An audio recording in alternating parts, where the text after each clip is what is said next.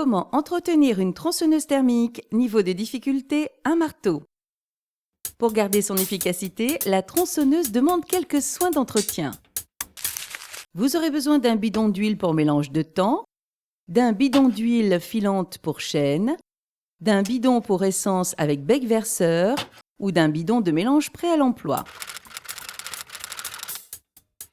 Munissez-vous d'un tournevis plat, d'une clé plate, d'une clé à bougie, d'une brosse métallique pour bougie, d'une lime ronde d'un diamètre correspondant aux gouges de la chaîne, d'une lime plate et d'un guide d'affûtage, d'un étau, d'un établi et d'un chevalet à bûche. Préparez un peu de mélange pour moteur thermique en respectant le pourcentage du fabricant ou utilisez du mélange prêt à l'emploi. Remplissez le réservoir de carburant, vérifiez le niveau d'huile de chaîne et complétez au besoin. Avec un modèle classique, desserrez le ou les écrous du carter, puis réglez la tension de chaîne en agissant sur la vis de réglage. La chaîne ne doit pas être trop tendue pour conserver une libre circulation sur son guide. Sur un modèle à réglage rapide, il suffit de desserrer le capot du pignon et le réglage de tension se fait ensuite par molette. Voilà, votre machine est prête à fonctionner. Si elle possède une pompe d'amorçage, pressez une ou deux fois sur le primeur d'amorçage. Placez alors la machine au sol et enclenchez le frein de chaîne en poussant le protecteur vers l'avant. Maintenez la machine avec une main et le bout du pied, tirez le starter, placez le levier sur on puis tirez sur le lanceur pour la démarrer.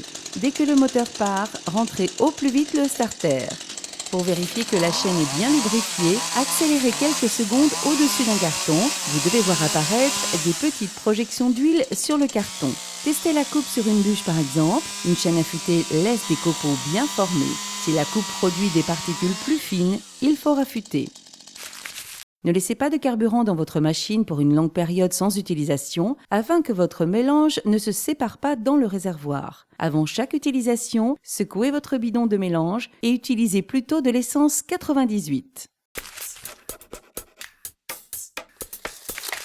Si vous n'êtes pas outillé pour bricoler, confiez votre machine au SAV pour l'affûtage de la chaîne. Pour travailler à l'aise, bloquez le guide chaîne dans l'étau puis engagez le frein de chaîne. Si l'on regarde de plus près, une chaîne de tronçonneuse se compose de maillons équipés de gouges, dirigés en alternance vers la gauche ou la droite. Pour vous repérer, marquez le dessus d'un maillon avec un feutre. L'affûtage doit respecter un angle précis par rapport à l'axe de la chaîne qui va de 30 à 35 degrés selon le profil de la gouge. Utilisez une lime ronde d'un diamètre adapté à celui des gouges. Fixez le guide chaîne afin de respecter le bon angle en partant du marquage. Limez en poussant vers l'avant et pour chaque gouge, donnez le même nombre de poussées. Affûtez toutes les gouges allant dans le même sens, puis celles de l'autre sens. Entraînée par le pignon moteur, la chaîne circule à grande vitesse sur son guide, qui doit rester parfaitement huilé. Un nettoyage épisodique évite que des déchets de bois finissent par obstruer les canaux de lubrification automatique. Débrayez le frein de chaîne, démontez le carter d'entraînement et vérifiez l'état du pignon moteur placé derrière la poulie d'embrayage. Nettoyez la gorge du guide chaîne et les orifices de lubrification d'un bon coup de soufflette ou à défaut avec une brosse. Vérifiez que le guide n'est pas déformé. Éliminez une éventuelle bavure à la lime plate. Pour mieux répartir l'usure, il est conseillé de retourner le guide à chaque opération d'entretien. Remontez ensuite la chaîne avec les gros pointés vers l'avant et le guide, puis replacez le carter et réglez la tension de chaîne.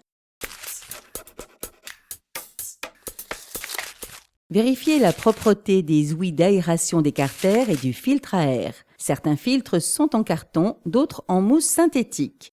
Remplacez les premiers s'ils sont obstrués. Lavez les seconds à l'eau savonneuse et laissez sécher avant de remonter. Ôtez l'antiparasite, dévissez la bougie et vérifiez son état.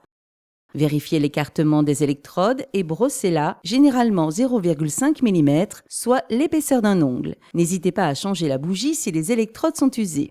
Au remontage, positionnez d'abord la bougie à la main dans son logement, tournez doucement pour bien l'engager dans le filetage, puis tournez un tour ou deux tours avant de continuer avec la clé à bougie. Serrez modérément en fin de vissage. Pensez à remettre systématiquement le protecteur de chaîne dès que la machine n'est plus utilisée.